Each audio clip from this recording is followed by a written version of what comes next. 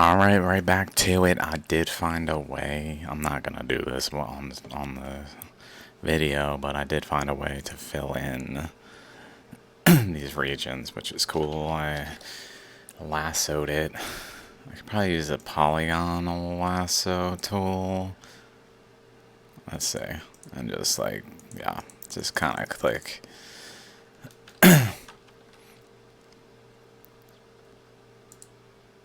So I'll be able to hopefully highlight these, but keep them like that, where it's visible through it.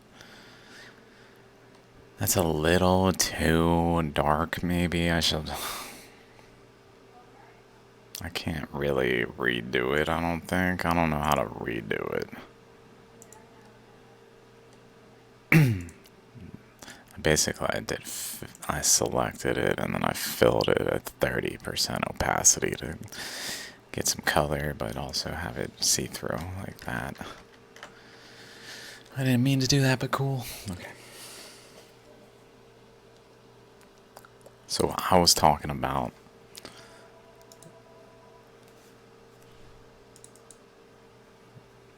their work, this paper.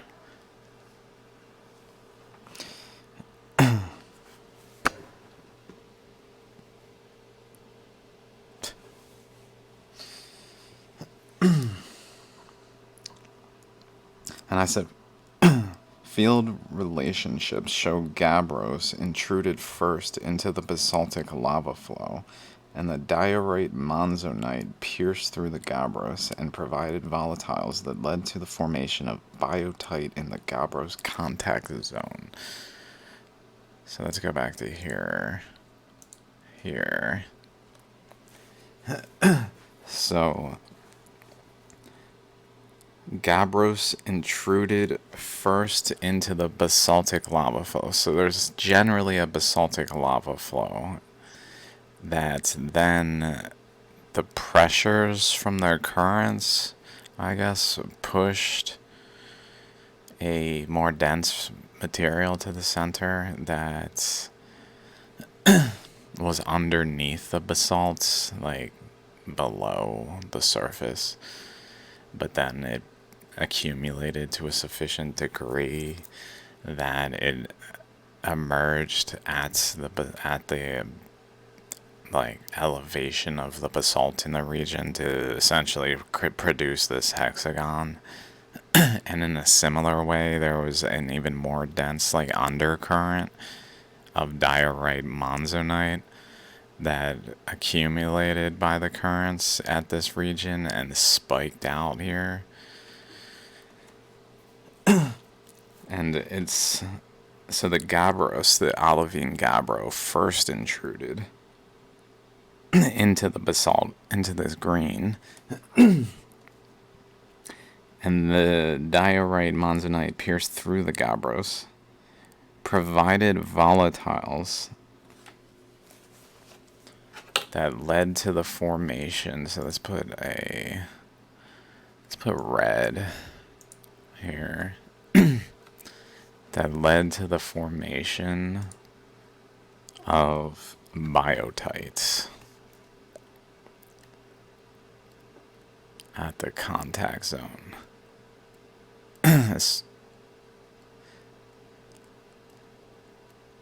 Which is also found, I believe, in the granophyre ring biotite.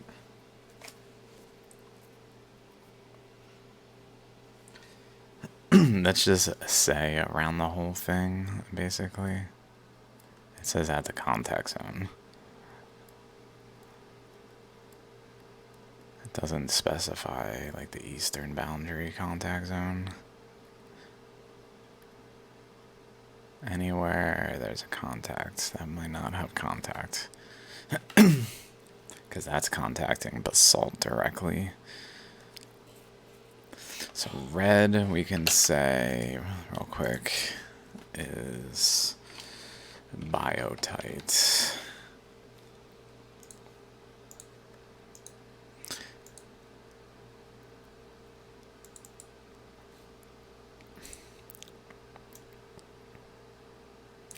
Give that outline. Uh, deep red. Deep red. Okay, maybe a little slope downward of 30 degrees.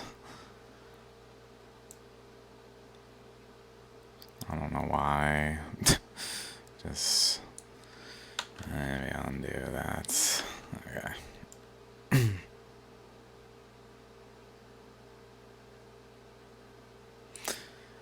We'll just kind of put it here with a little line. Why not? Hopefully that's red.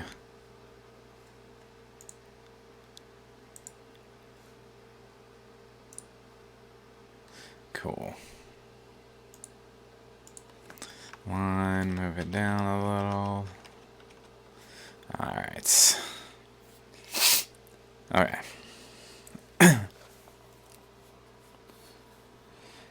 Pardon me, by the way. Biorite monzonite, in turn, intruded by dikes and veins of nepheline cyanite, or nephelite cyanite, and lampophire, which frequently form composite intrusions showing magma mingling. So let's draw this one as like maybe a lighter blue.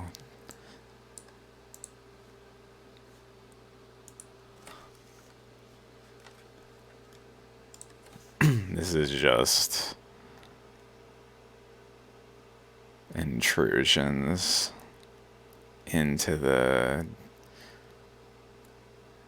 main complex of Girnar.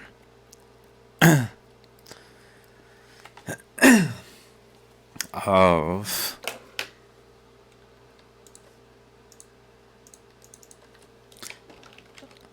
lampophire and nepheline cyanite. Nephelite cyanite.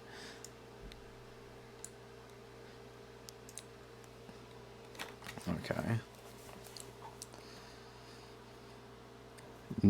Outside. Okay, so outside of this structure, they go on to say, is this numerous large mafic dikes and a sill traverse the Deccan traps eastward. Some of these, which appear to be radially arranged with respect to the Plutonic complex, were postulated to be structurally and genetically related to it. So this paper was considering if there is a relationship between them. I don't necessarily agree with their conclusions, because essentially they conclude they're unrelated. That's a little extreme, since the whole of it is related, but I mean, I can see where they're coming from, which we'll get to. But which they then refer to as the circumgirnar intrusions. All these all these dikes in the sill, all the dikes in the one sill are considered circumgirnar intrusions. Also down here, all around, really, probably even, I'm thinking, since these look like they are the flame, probably just more than are even mapped here. I'm thinking, but this may be the more like the regions where the rock type changed sufficiently to be like technically a dike. Maybe, I don't know. Okay, so their analysis of Girnar is around 65.3 plus or minus 1.3 million years ago, established in 1973, making it belong to the Deccan traps. And then another analysis from 1977 with the large error bars, which they seem to dismiss, was that it was 63.6 to 56.2 million years, which is a little after the Deccan traps. A lot of this has to do with, like, well, they must be related, and because we think in actual millions of years rather than like the realizing that the Earth expanded and went through rapid radioactive decay process to paint the picture of millions of years, so the time frames are actually closer. Like, it's too far away from the Deccan traps to make sense, and so I believe that this, like, this analysis of based on whole rock K to potassium to argon dates having large error bars, 63.6 to 56.2 million years. So it suggests it's a little too late. Like, the Deccan traps would have been cool by then, wouldn't have been going through all these things. So it's like, no, it must have been like earlier during the Deccan traps, approximately at the end. That's when it happened, at the end. But like, it's all at the end. It's all so close, but like we're picking up on nuances that are in the rock. It's just they're not millions of actual years. And then 66 million years from recent argon 40, argon 39 ages in 2020. Mingled magmatic enclaves of Ampro-fire. I might have an R in there. Ampro-fire. I don't know. Sometimes I have it without an R, sometimes with an R. One of them's right. I think it's with an R. Lampro-fire, common within the nephelite cyanide, are considered xenoliths. So within the nephelite cyanide are lamprofire. I think this is an R. Let's put an R. I think it's an R. Maybe give that a border. Also a lighter border.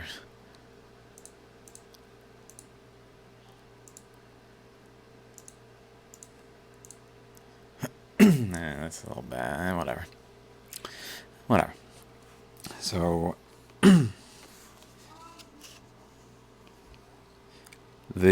when this is within the lamprofire is within the nephelite cyanide, which is common, these are considered xenoliths. So like the same, kind of like the granophyre, they're not. I assume that's what they're getting at. They're not like metamorphosis of the rock. They're intrusions within the intrusion. So it's like an intrusion. It really is an intrusion of olivine gabbro. Or sorry, an intrusion of lamprofire within an intrusion of nephelite cyanite within an intrusion of diorite monzonite within an intrusion of olivine gabbro, possibly within an intrusion of granophyre, all within the intrusion of basalt. So it's like this layered structure that just pinnacles that maybe at the lamprofire kind of things that are just these just upwellings of like flames that kind of stuck out rather than being metamorphosis. So they like pushed the boundaries around them and physically moved within the space that they were creating rather than like changing the rock and flowing between, like, basically having the atoms remain generally in the same position. They physically separate and a new material enters between them down the like a column, which definitely relates to a lot of things I've been talking about, like the flame coming in here, for instance. This flame having just columns, layers on top of one another, which seems to happen regularly.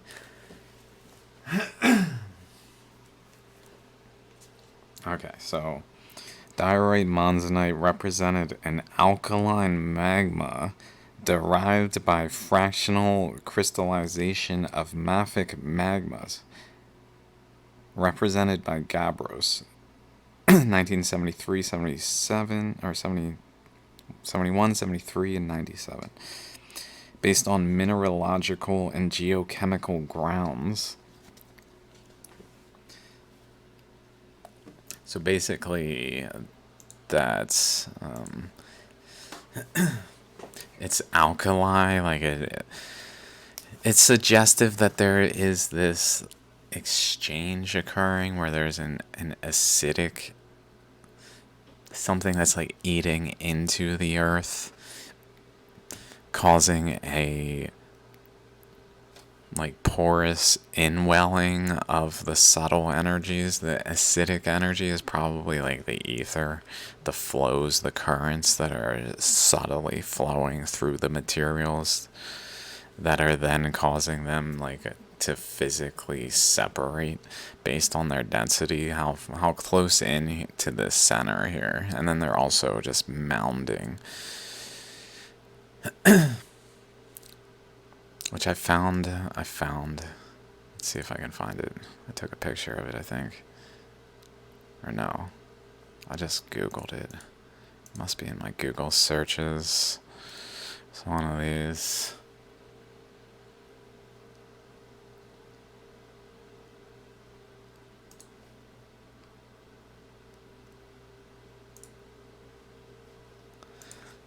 It's like K, that one. This shows it. Oh, I must have just downloaded it. That's what happened. Because I did download it. Oh, it's this figure. PDF.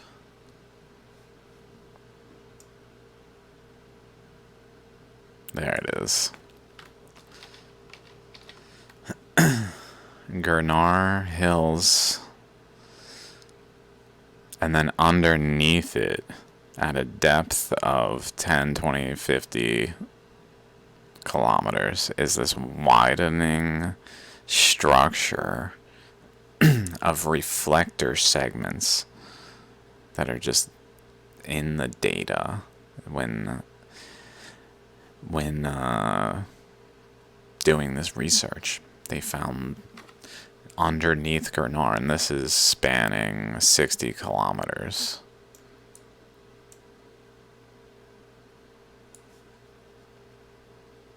The model shows the upper crust down to a depth of 16 kilometers in the west, 13 in the east.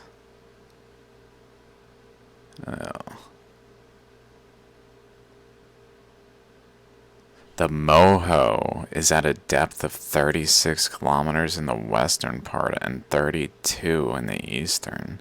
The change of depth is quite sharp, almost in the middle of the profile.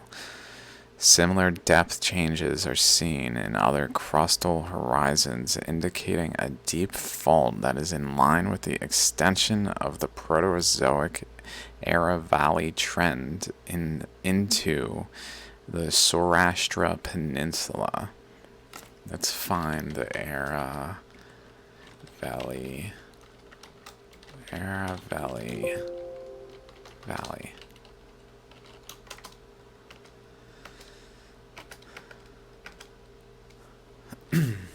It must be in an image.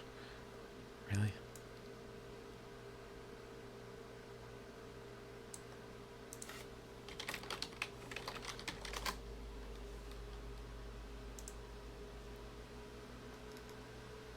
Oh.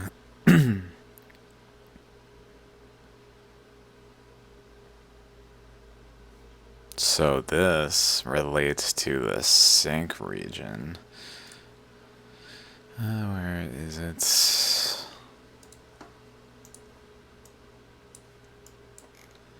When the storms over here and currents especially going this way to the sink region, the Era Valley trend, I guess, is over here. So what was that saying?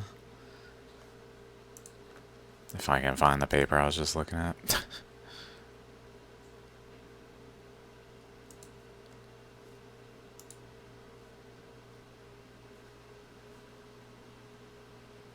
Reflected. It just searching for Era Valley trend brings up the term reflected, which is possibly relating to underground reflection of things going on.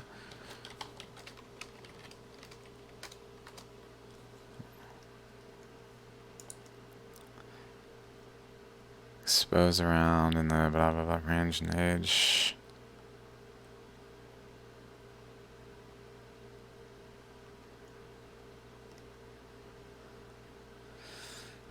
want to read it all. In the Himalaya. What? Pre-Himalayan deformation.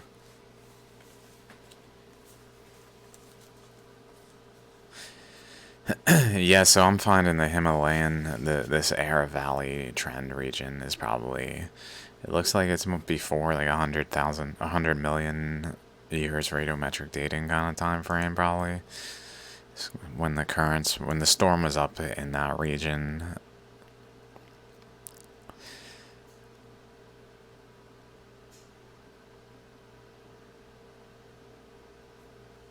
Oh, there it is, Air Valley trend. So it just runs down this line right into Saurashtra, Gujarat, to Junagadh, to Girnar, where end of the line, I guess. So while this storm is moving through this region, it's putting a current both up this way, I guess. Tectonic trends. It probably is causing all of this. It comes to over here and then it goes down this way. It comes to like here and here maybe, and then goes down this way. Like, what are these X's? X major faults like this right here. Like the storm went through here. So it didn't quite go over the X's, but it's pretty much going in this region.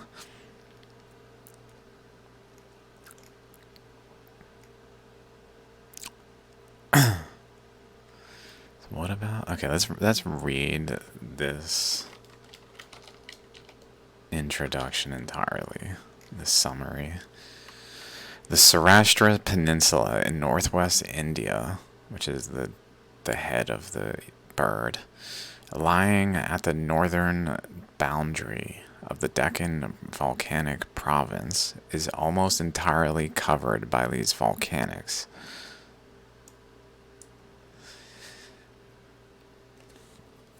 Like a current flowed the material out over top it. Okay. Interesting. So there probably was an underlayer of the Precambrian crust that's like Archean eon in age. There's like a craton core of the region, maybe, that then had this like emissions of the mantle onto the surface that were then caused to flow out in the currents of this vortex into fill the whole peninsula of Saurashtra, especially, as well as fanning out into India and in the western boundary region there. Okay. Analog seismic refraction wide-angle reflection data along a 160-kilometer long profile from Nava Bandar. Let's find that. Nava Bandar. Okay, that's Gujarat. That's at the very interesting. They, of all places, it's exactly right here. From here, let's see where they say, to Amrali. Let me just show you guys before I hit it.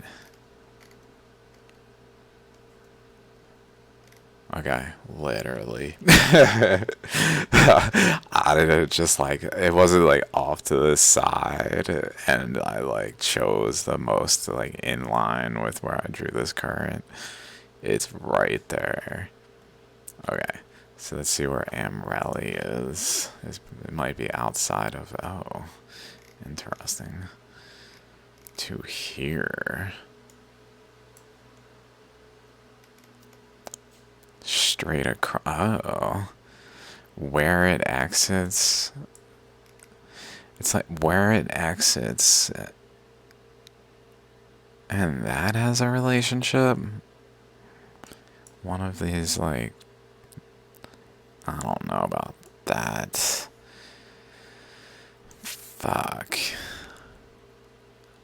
Or this is just the data they're collecting. Oh, it's like a cross section. I see. I thought it was with a purpose for a fault line, but I guess it's just a cross section. Okay, I was getting ahead of myself. Here we go. Like right there, I guess, is where they're doing. Oh yeah, there we go. Archeon is there.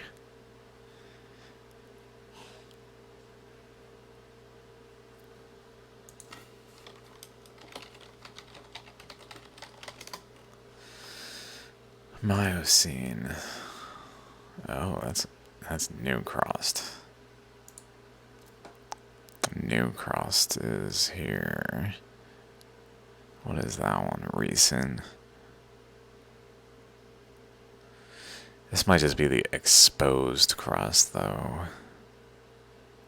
Deep seismic sounding profile.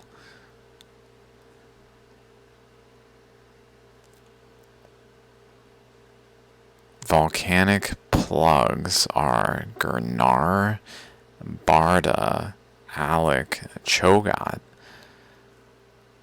1, 2, 3. So over here, 4 and 5. Chamardi. So those seem like something to maybe check out here.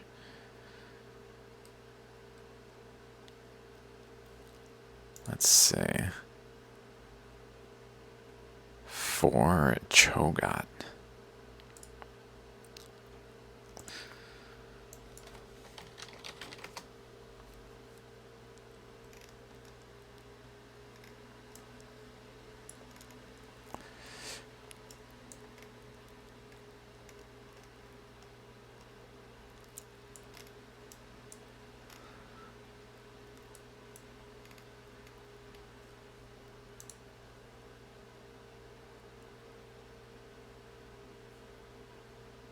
And Chamardi.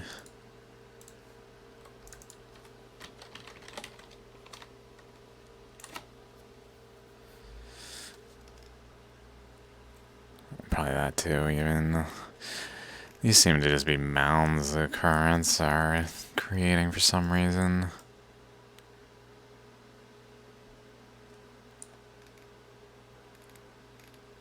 I don't know.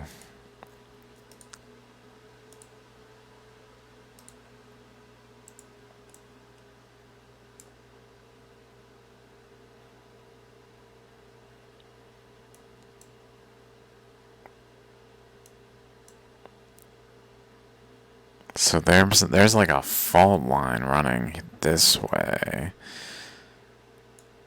Through here, I guess is what they're saying. Through those ones. Wherever those were.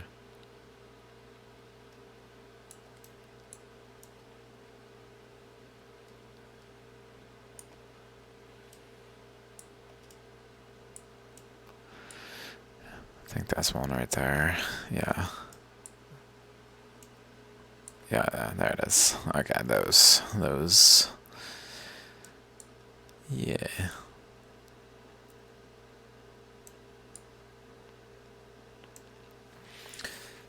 Oh shit, maybe that's a prequel.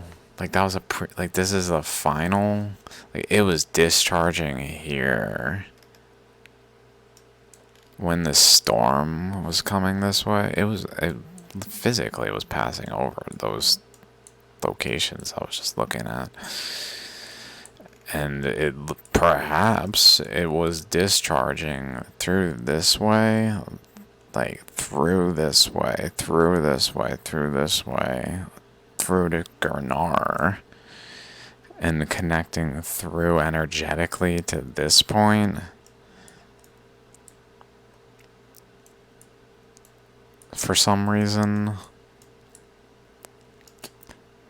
until then, like, something about the energy of this region maybe caused it to move down here even further. So it moved along, but it left behind like a moment in time where it's a little more influencing that region to create a fault like that. This structure they seem to be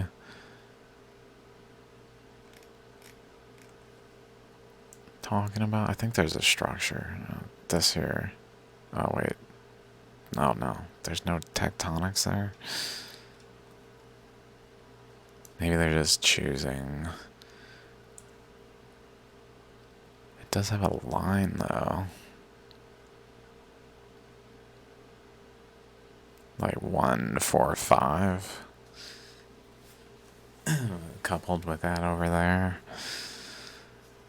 Wherever that point is. Okay. Let's see what else. During, 1977, to determine the crustal configuration, reprocessing of these data after digitization has yielded a crustal model that is significantly different from the earlier model of Kayla et al. The model shows the upper crust down to a depth of 16 kilometers in the west and 13 kilometers in the east. This, I'm gonna need to look more closely at. I didn't read it. Just vaguely. I was like, oh, it has the image I want. This one. It has it. There it is. Kayla 1980. Didn't really look at the actual papers, like details. Oh, God. It looks very useful right now in this moment. To a point where it's basically saying, well, there's some nuances that we should probably talk about. And then specifically interesting, because the moho is where the puncture occurred. So this mantle current that's flowing outward maybe is bringing the dense material over to Girnar, which then just builds up a mountain through to puncture all the way into the surface of the earth and be a mountain, but a unique mountain. So maybe there's relationship to the moho that they're drawing in here. That ties into the magnetic anomalies I've talked about a lot. Let's see. Similar depth changes are seen in other crustal horizons, indicating a deep fault that is in line with the extension of the Proterozoic Aravalli trend into the Saurashtra Peninsula. The crustal structure in the eastern part is similar to that in Cambay Basin. Indicates that the crust to the east of the proposed fault is uplifted.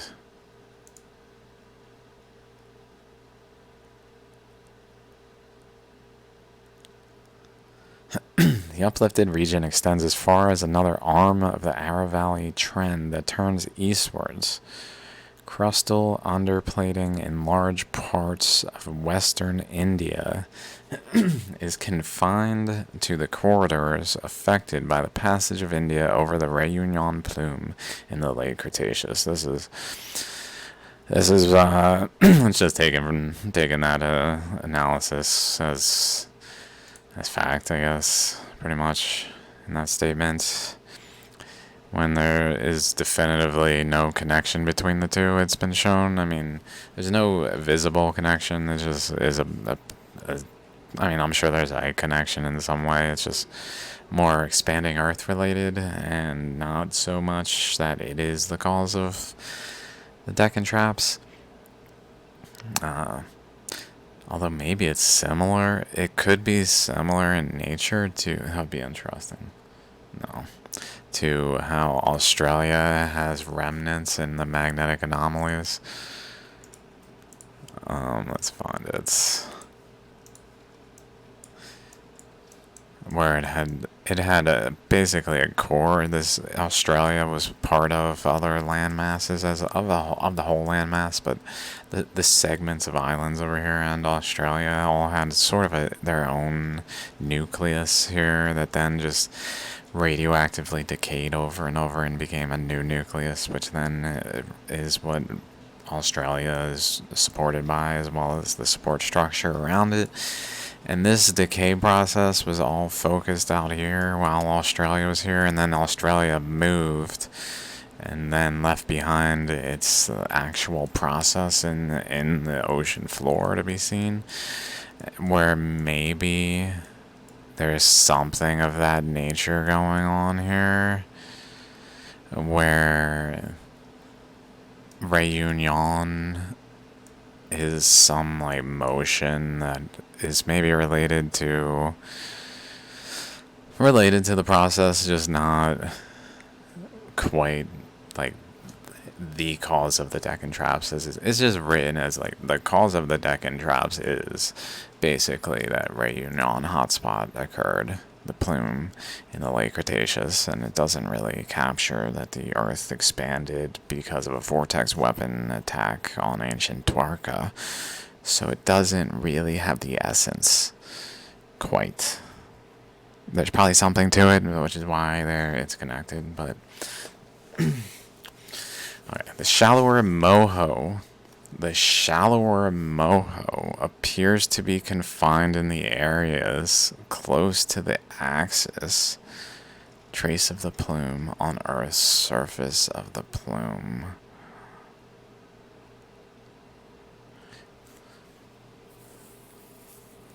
So there's like an uplift of the underlying mantle pushing up into the moho, causing it to be at a shallower depth under Girnar, basically. That's interesting.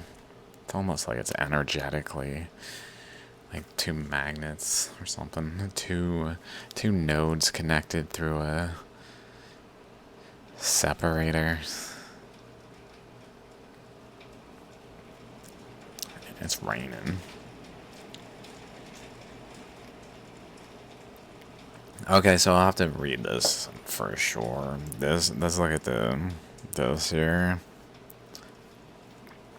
This matches, generally speaking, with what the storm would perhaps do. Like, it moves this way, and it's carving generally in this direction, and then all the energy is flowing specifically into this sink up here.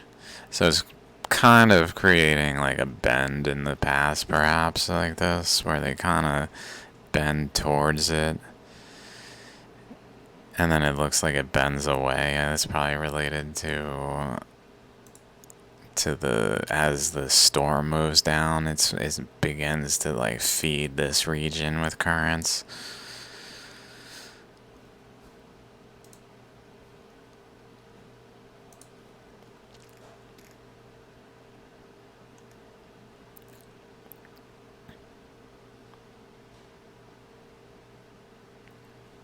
Although it is a little odd, it's not like coming into it, like wrapping like that.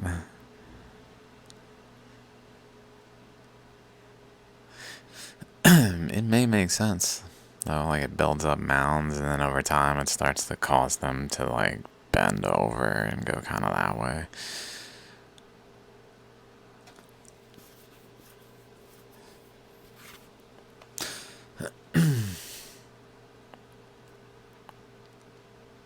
But this seems to go through and towards Girnar.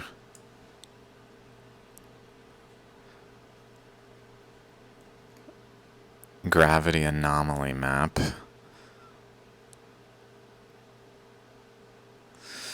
Girnar's not especially anomalous in terms of its gravity, which is kind of interesting. It really isn't that anomalous. Like over here is anomalous. Here's anomalous 50. That's pretty high compared to Girnar. For just a hill to be higher than Girnar. Which maybe makes sense though if we think that, well, Girnar actually was a drain. So, whereas Barda Hills was like a mound being pushed up. by the current over here. Whereas their current's flowing into Girnar that drain through Girnar, so maybe they would create enough of a drain where it actually is a lower gravitational anomaly relative to its surrounding. It's still higher, 20, maybe higher even. Looks like maybe 40, I don't know. Or this one goes up to maybe 70, I guess. Over here goes up to maybe 70 also, 30, but then over here minus 30, minus 30, minus 40. So this trail where there's just a current flowing through, but there is no like backstop like over here. There's nothing like building the current up. It just continues to flow. Then maybe as it's flowing, it's kind of chipping away the material. Just enough to like change its gravitational like field detectably like we see it, and just building mounds in certain places. It's a little weird. It's not quite the shape of Girnar National Forest or whatever.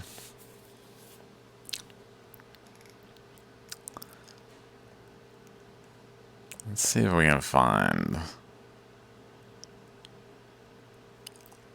It's like a diamond. It really is like a diamond, if that's it. If it legitimately... oh my god. What is this? Figure 6.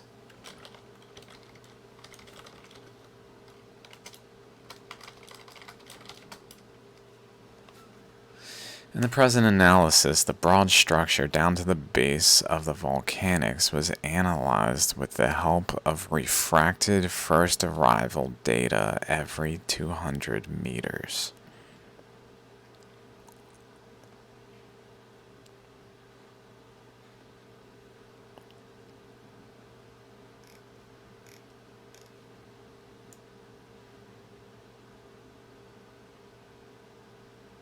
I don't know what this means. Because this is only seconds. This is not actually... I'm thinking like we're looking at the side of the mountain. Like down under it. Whoa.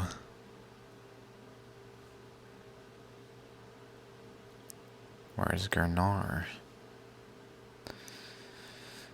Da da da da da da da.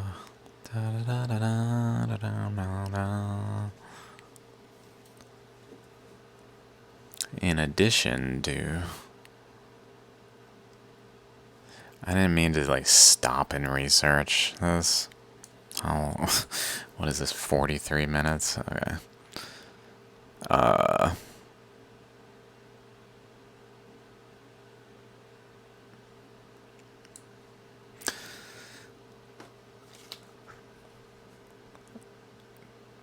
Along the eastern margin faults of the Cambay Basin during the early Cretaceous, it's the subsidence of the peninsula along the east. So the peninsula subsided along the eastern margin faults of the Cambay Basin during the early Cretaceous.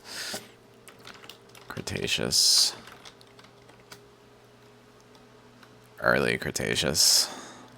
So, as the storm, let's go. As the storm is sending energy this way, it's starting to cause this subsidence, this reduction in the elevation. It's probably just like carving underneath and making it depress enough to be a basin as it is, as they're calling it.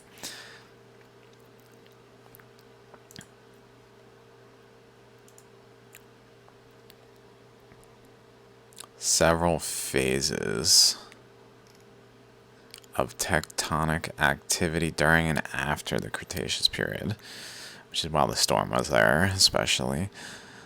The depth to after the Cretaceous boundary being 66 million years, so after Cretaceous is after This lightning strike occurred. This occurred. This is Cretaceous boundary. This marks the Cretaceous boundary in the flow of this system through India. Like while it's up here, it's when it starts. It's like 600 million years ago, radiometric dating, and then it just starts moving, and radiometric dating time is passing. And probably certain sequences, like when the mantle puncture hole occurred, it was probably like maybe that was exactly the one of the extinction events was like tied to when the mantle punctured, rather than just this storm putting like intense energies in that are just like messing with the earth. Like, oh, it's swelling a bit, but it wasn't like able to cause the current to flow into the earth until it punctured down into it. It's just like drilling down into the earth at this puncture hole, because that's a weak point that it found, I guess, that it just began to drill into, kind of like a basin like here, which is why it's like less dense material of just that was wind blown in the fierce winds of the storm, where it's not as visible elsewhere. And then it basically punctures, it moves this way until all the way down here. That's when the Cretaceous boundary is. So there's probably certain moments, maybe the one I was just looking at relating to the other places that cut across to the from like here. I think it went through this one and just to Girnar and over to there, like cut across there, something like that. Maybe that, like maybe it stopped there for a little bit, hung out, like for some reason energetically exchanging from like this point here. It does look like it. Like if we look at the storm here, it just kind of the trail is suddenly over here. Like something happened here from here to here. Maybe it just jumped over rapidly, like suddenly started moving into position.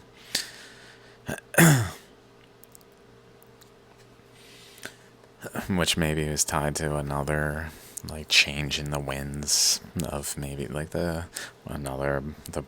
one before, like the Jurassic maybe. I don't know what the sequence of let's see, 5 major extinctions. Here we go. Like maybe this is when the mantle puncture hole occurred. Maybe this is when something else, like in the process.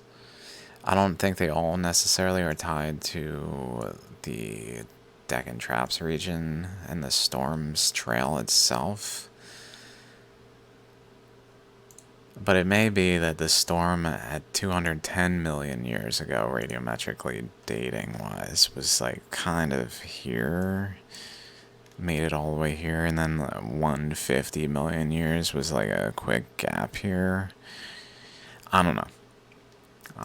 Or something else. It certainly stops here on this polygon boundary for a while and just kind of shapes the region from this location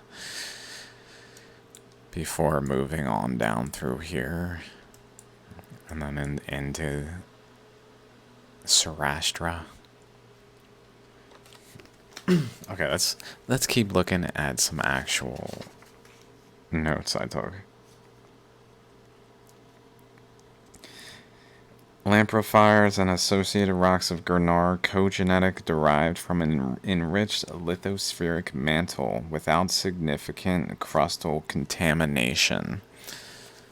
So, again, they're just reiterating. This is 2022, a recent study that there's cogenetic. So basically they came from an enriched lithospheric mantle.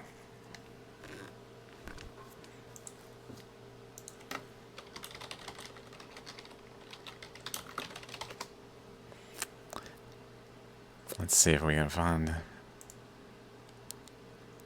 brittle upper portion of the mantle and the crust, the outermost layers of the earth. So basically upper mantle.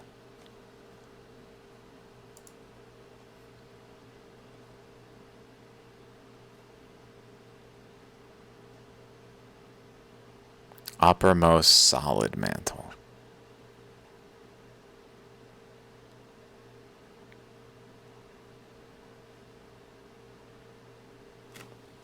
That's interesting.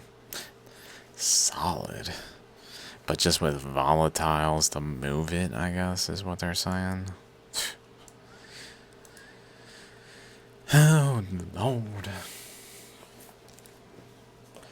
That's probably what the basalt was the actual, like, the more liquid mantle. Like, what is that? Is basalt considered to be...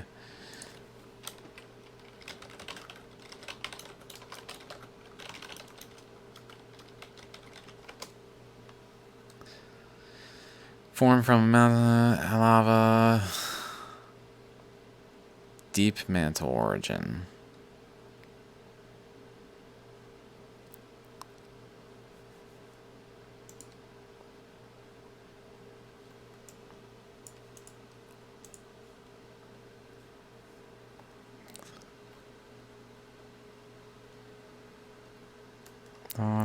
Deep sea.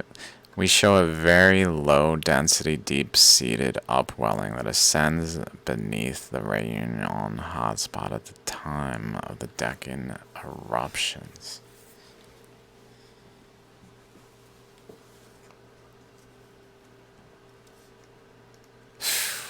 I would like to see this. Oh Lord, this world that does not allow the free flow of information.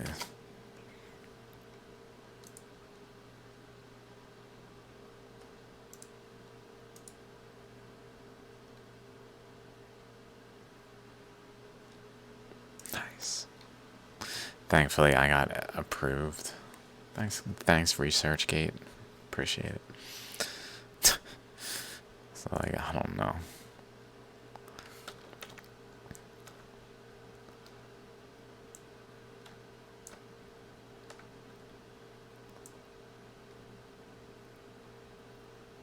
Ooh.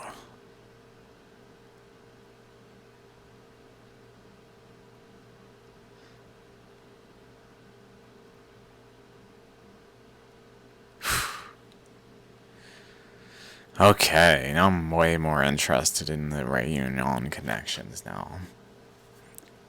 Way more interested. I'm like, is this like the Australia thing again? Where it just moved? Like the layer on top was moved? Like they think it occurred this way, but maybe it's just not understanding.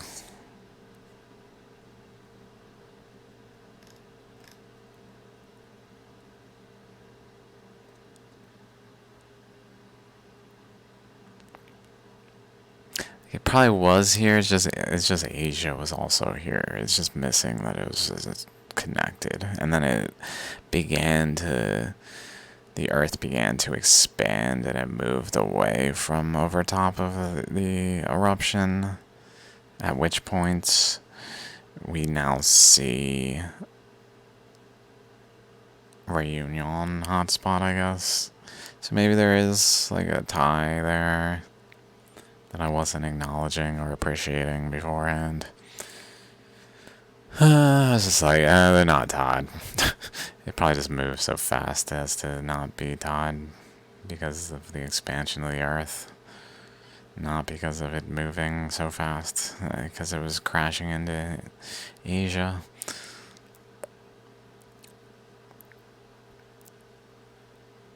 Okay, let's see. 65 million years ago. Just be 66.5, so just before the like major event. So we're seeing a hot spot. So it's definitely an upwelling of magma into India through.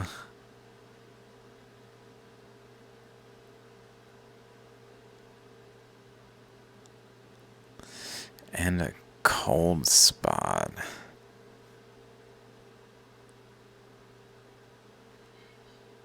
I'm not sure what that is.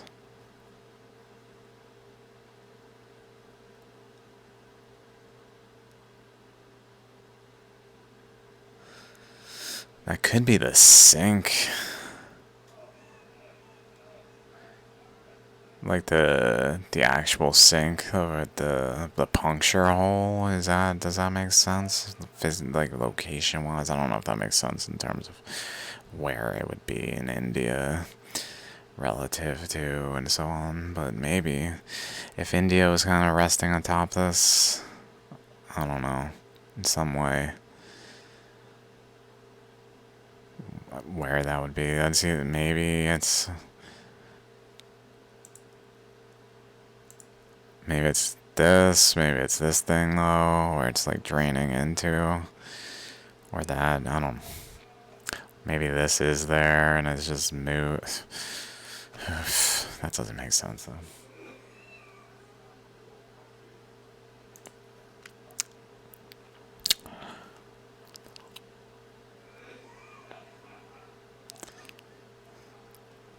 Okay, A, B. Okay, here we go. A. So this is starting around. Let's get a map. Somewhere around here.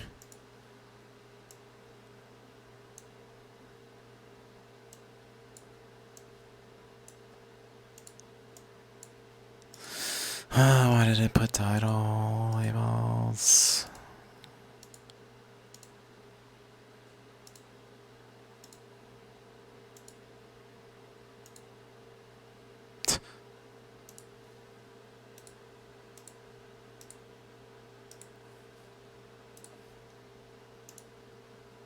Alright.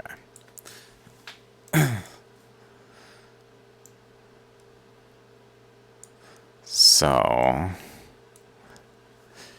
cross section goes east of Gujarat, or around here, up through the sink. So it's going through the sink region, past it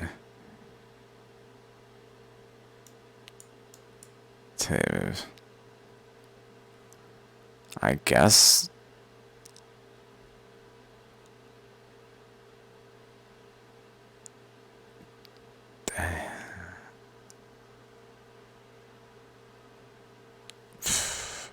not sure, because it's after you pass India, it's like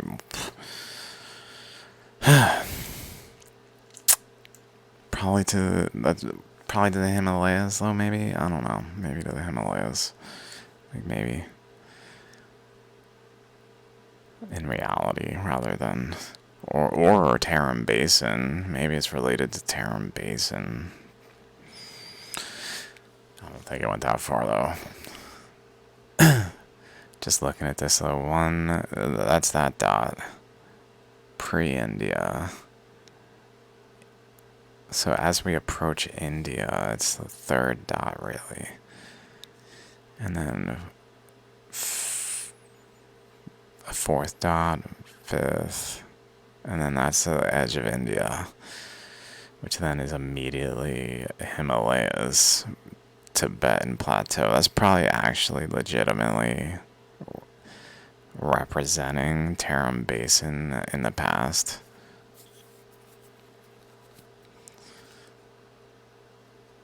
That has since moved. Like, it's not just India that was there, it's all of it. That's just moved. It slid on top of the layer. The layer, more correctly, slid underneath it. Like, as the earth expanded, it also physically slid.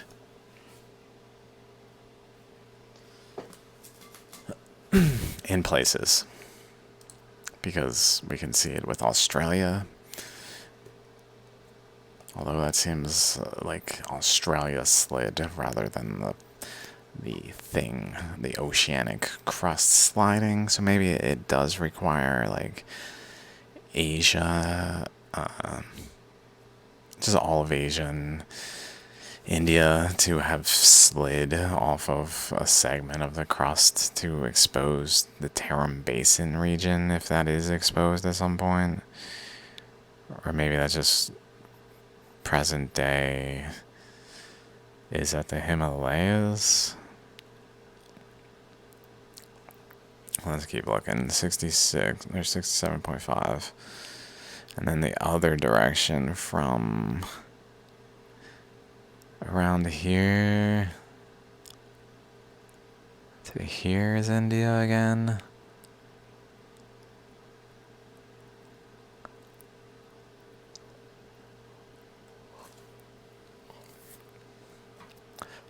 Which kind of suggests there was a flow into the region between India and Africa, and a flow into the region between India and Asia on the eastern side, starting to open.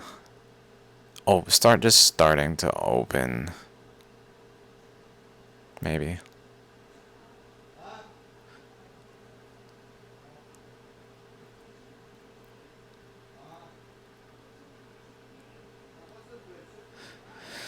Maybe not. I don't know. 1, 2.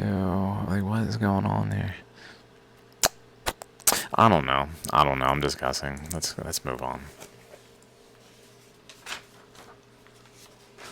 Okay, so this is the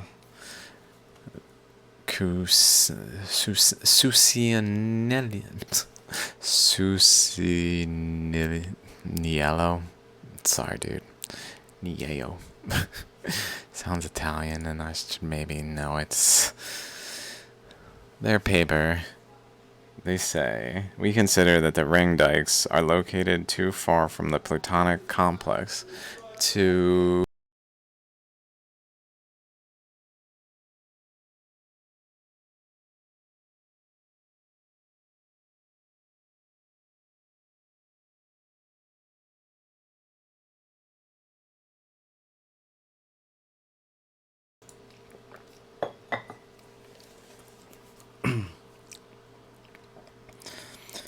We consider that ring dikes are located too far from the Plutonic complex to be structurally related to it. Not these, the other ones. Where are they?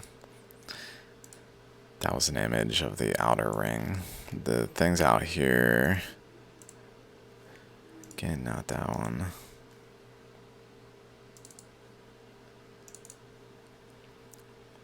These things. Ring dikes derived from anataxies of basement rock, but more than one type. Possible is composed of numerous injections differing in petrographic character and geochemical composition. Mount Girnar alkaline complex in the circum-Girnar tholeiitic and silicic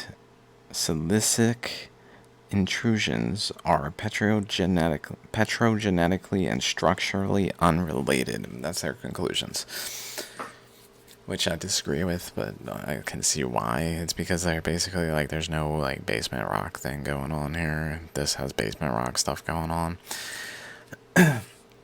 So it really looks like Girnar is like an opening that occurred, like the earth physically had an opening in it, which then allowed for just a channel down into the earth of this current and out of the earth. But then it just, as there's a channel in, there's also a channel out, which then emitted especially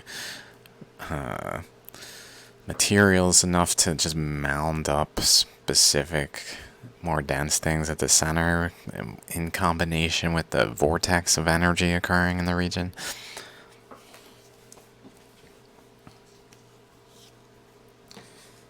They say the ring is generally shown to be granophyre, Ring structure in 1926 is considered instead microgranite in 1964, and silicic porphyry, not being comagmatic, in 1977, shown to be Precambrian basement crust input into the ring. Shown to have Precambrian basement crust input into the ring. Still to east of Olivine Dallery. So that's interesting. There's basement crust in this ring. It's almost like Girnar itself had like a plug that like burst through and it created a ring out of the plug's material of basement crust that like Girnar doesn't have like basement crust, but the basement crust that was there for the plug that was like punctured through of the basement crust was essentially caused to create a specific ring in the structure, maybe. So that brought basement crust up, but then also maybe it's just puncturing through a lot over here, kind of just little fractures underneath that are allowing for surface details to be seen in a similar way, but not in a way where it truly created a puncture hole through to the mantle.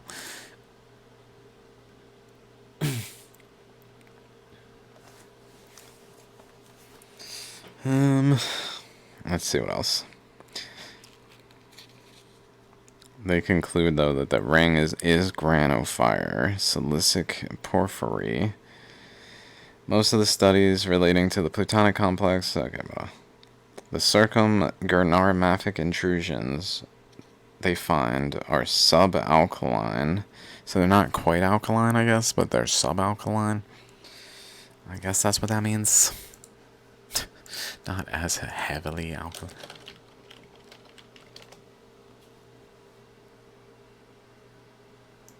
Yeah. Versus alkaline being probably alkaline rocks, probably, I guess, considered 8.6 beyond, maybe.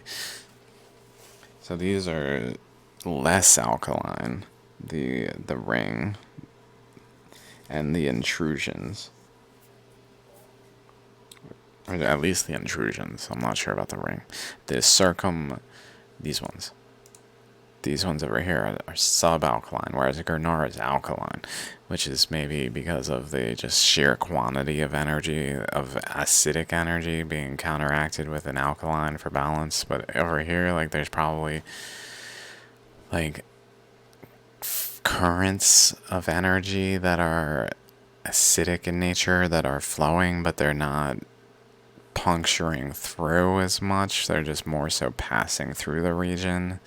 But there's so much of a current passing through that maybe they just created a like indentations just because of the sheer quantity of current passing through this specific channel.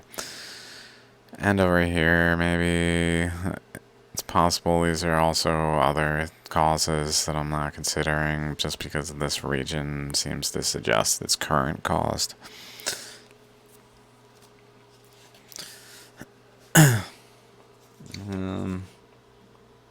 Magmas from enriched mantle with little crustal input to form Girnar plutonic complex. Circumgurnar intrusions have significant contamination from ancient granite basement crust, which was much thicker in the regions surrounding the Girnar complex than under it. So the basement rock was physically thinner under Girnar, maybe because it pushed it out of the way as an opening was formed, to a point where, like, when things were flowing in the region, there just was no basement rock to influence that, but there was like a doubling up of the basement rock in a ring around Girnar. Maybe it's because of the doubling up of the basement rock in the ring around Girnar that it allows for some visibility of the basement rock in a similar way, where it's like within Where it's contaminated with ancient basement rock. Okay, then. Sahoo, Sahoo, Sahoo et al., 2020. Girnar at Cretaceous Paleogene boundary, 65.9 plus or minus zero point 0.3 to 66.1 plus or minus zero point 0.4 million years ago. Whereas for other spatially related alkaline and silicic plutonic complexes, such as there's one over here called Mundwara down over this region, I believe. So I think they're generally talking about this region. There's also one nearby called Sarnu Dandali over here.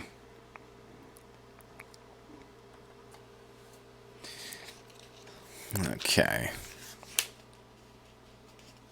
Those and Barda complexes. So those ones have alkaline and silicic plutonic complexes. There's other alkaline complexes that were seemingly caused to emerge by the currents of acidic space flowing through that then caused an upwelling of alkaline materials that then wasn't as alkaline as Girnar because there just wasn't as much current, but it was detectable in the way that created mounds, hills, etc. of specific rock types, which was 110 million to 68.5 million years before. So like this was occurring in the 110 to 68.5 before the storm got all the way down here and discharged here. Maybe while it was here, it was still putting a current in this direction, but not like some reason it was meeting resistance over here. And so it had to like jump the resistance to get to this new position and then discharge within the boundary of it. Something of that nature. I don't know. Just thinking based on the date of what that was, 110 million years. Crawford, okay, I read that one. Girnar appears to be a node, lying as it does, where the prolongation of the Narmada sun zone meets that of the Aravalli trend. Let's find the Narmada sun zone. Lineaments.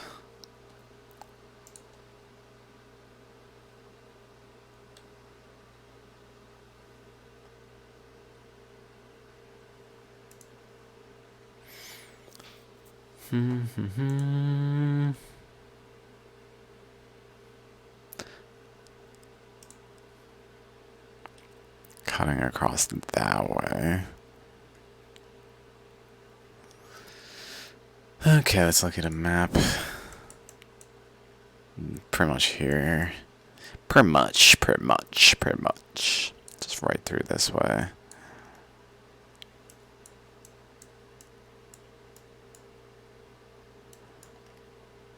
Interesting, it's like opposite to this.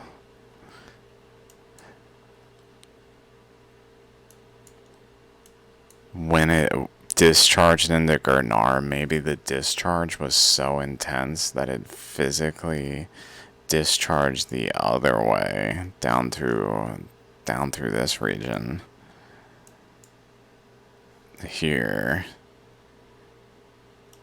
This. Oh my god. Yes. This. It's so straight. Look how straight it is. Boom. I mean, just like sudden turns, but straight afterwards. Just straight.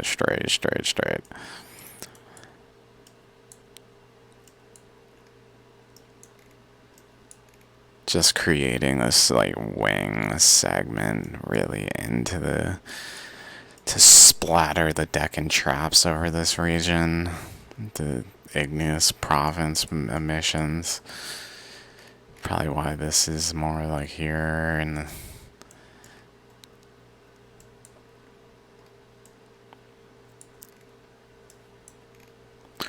Well, that seems to be coming, maybe.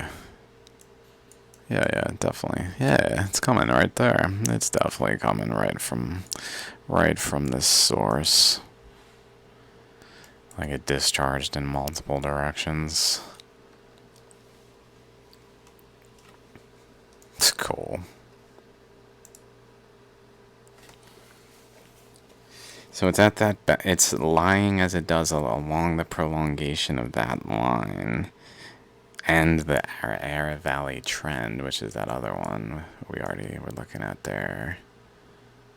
This one here. Here's the Narmati rifts. The Marty Sun geofractube. This here.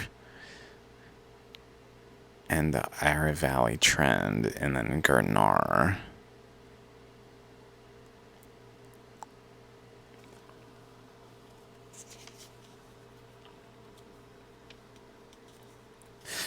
This is suggestive that the position of Girnar is related to these things too, like the where these current flows while the storm was moving was creating a specific node. Like the node wasn't, well, could have been anywhere here if the currents had been subtly different. I think it would have been not exactly it wasn't like a pre-existing node is what I'm getting at. Maybe it was more a shaped node from the event of its position.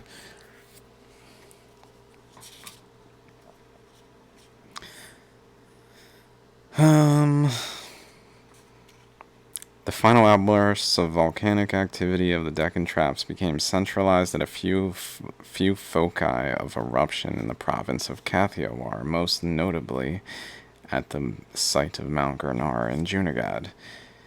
Adye, 1914. 4 extrusive episodes have been recognized. The discontinuous east to west aligned hill ranges. Okay.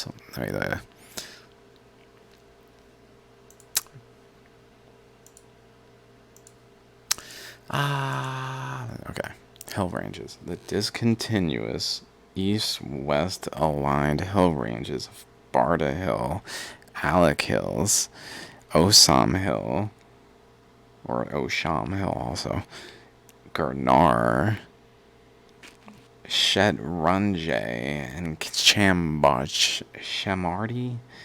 which I believe are over here actually.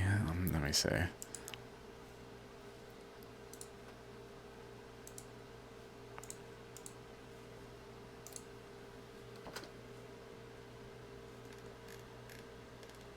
Yeah, or no. Yeah. Probably also, yeah, like there. Let's see.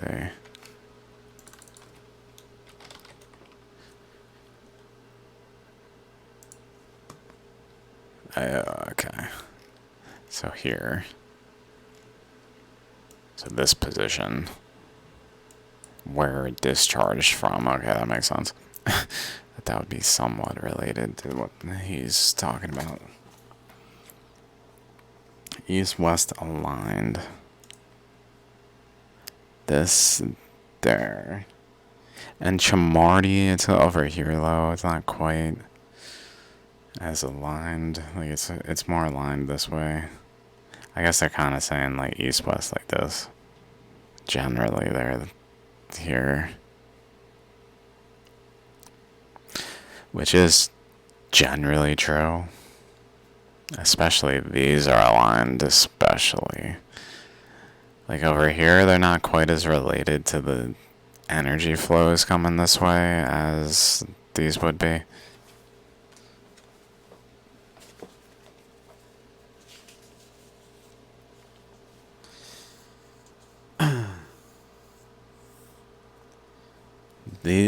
These are considered to form in the third phase of the Deccan Traps emissions. All of these, according to the Padhole et al. 1995.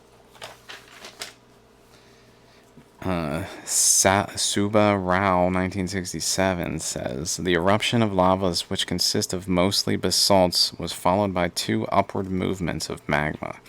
The earlier movement gave rise to the intrusion of gabbro, and the later movement to the diorite, monzonite, and microgranite, which is also granophyre.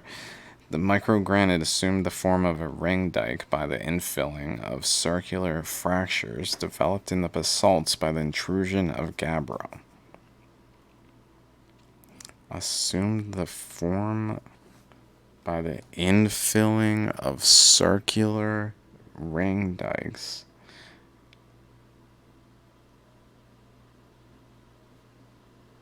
Circular fractures developed in the basalts by the intrusion of gabbro.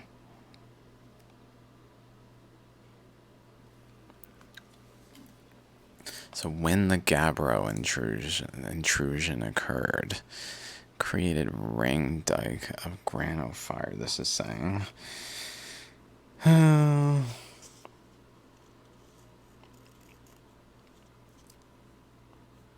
In most parts, the contact between gabbro and microgranite is covered by basic granulite.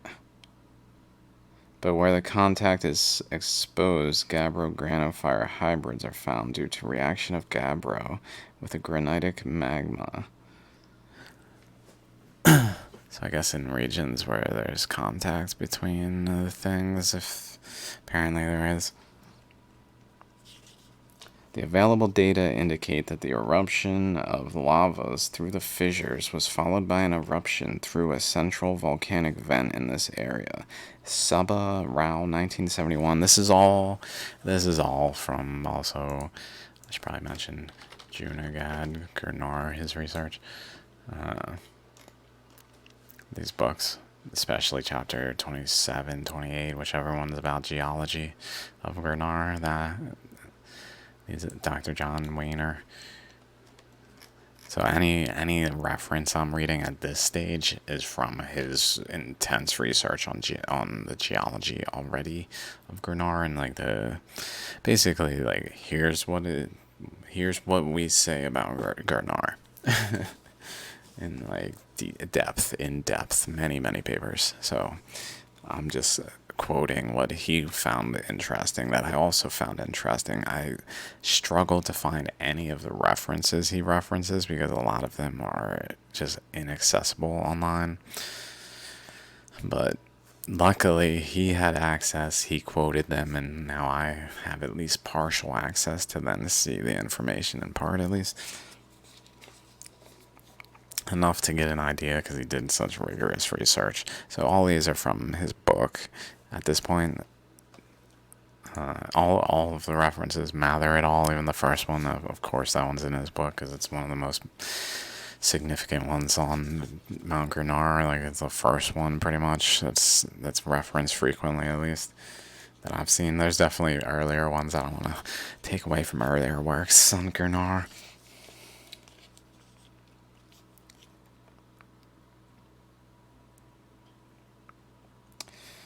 And then 6 circular gravity highs, magnetic anomalies that coincide with the hills. Clear on the point, Girnar not result of explosive volcanic eruption.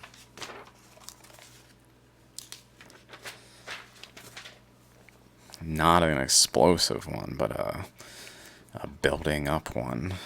Like one that just literally built up a pile to the point where it punctured through at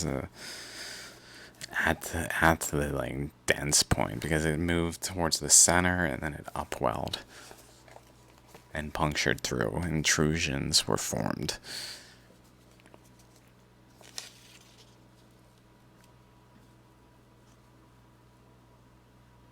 The outer hills valley in which there is a major intrusion of microgranite do not show any intrusion of nepheline syenite. Nepheline? Oh. The central range having a great nepheline syenite intrusion do not show any trace of microgranite intrusions, though they are both of about the same age. So basically these intrusions, the blue ones, are only found in the center, and no granophyre, and vice versa. No only granophyre out here. No lamprey fire, nephelite, cyanide, or nepheline. I see I wrote it as nepheline somewhere else. Shallow reflectors on either side of the hill show an upward updip towards the hills, which is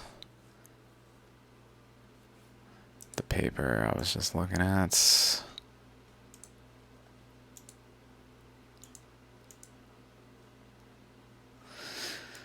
Whichever one I was just looking at. The Kayla et al. That was referenced by someone else that I definitely need to look at the full paper. The igneous activity in this region started with the eruption of lavas through the fissures, as is the case of the rest of the Deccan traps. So eruption of lavas through the fissures. Okay, there's weak points in the polygons forming, and lavas are coming out of them, as well as there's currents going in of space flowing through the polygons and allowing for a gap for this magma to flow upward to upwell through the polygonal boundaries.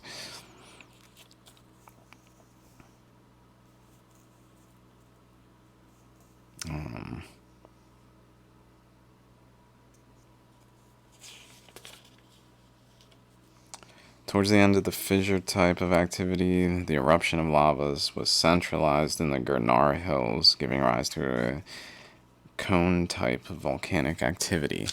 So basically, as the eruption stopped, Mount Girnar was being capped off, if you will, as like the final currents flowing through the region, maybe in some way. Not completely, because obviously that's not what's happened, but this is just like the mantle plug glow in a different dimension, like this thing that had the curling structure outward that then was emitting mantle, then flowing it over here, bringing with it the upper mantle, I guess. So that's what probably happened, is it brought the lithospheric mantle, like the solid components, but that were able to get out of through the puncture hole, that were brought with the liquid basalts. And the current in this region just took all of the basalt and the like pieces of lithospheric mantle at the upper boundary underneath the moho, I guess. It took that material with it in part and emitted it out here, where then the currents just kind of swept it around until it centrally located where the currents were bringing it in, which is Girnar. And then it began to reach like the region of the swirling energy that it energetically could reach. Like if it was granophyre material, it went to that region maybe, or especially monzonite, diorite, those kinds of things, as well as just like differentiating in that way as it occurred, just like the subtle energies necessary to cause that more macroscopic differentiation.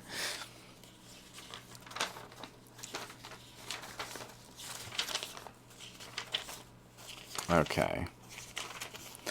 That's good. I reached the end of my notes again. I have that I highlighted. I don't want to sit here and read through them because I didn't highlight any further. I do have like 9 more pages I've counted. I was like,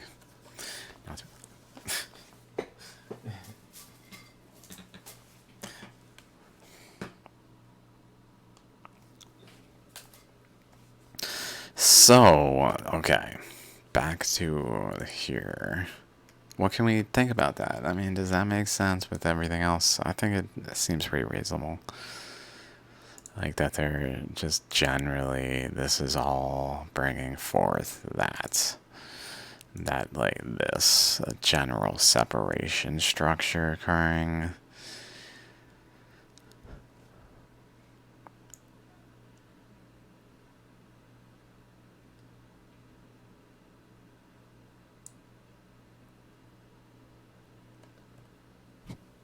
Cool. Crazy. Crazy. It's crazy, huh?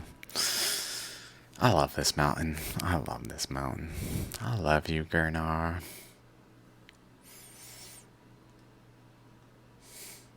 Girnar rocks. I was like, obviously, I'm gonna name it that. I'll probably have that name several places. It's because that name rocks. Yeah.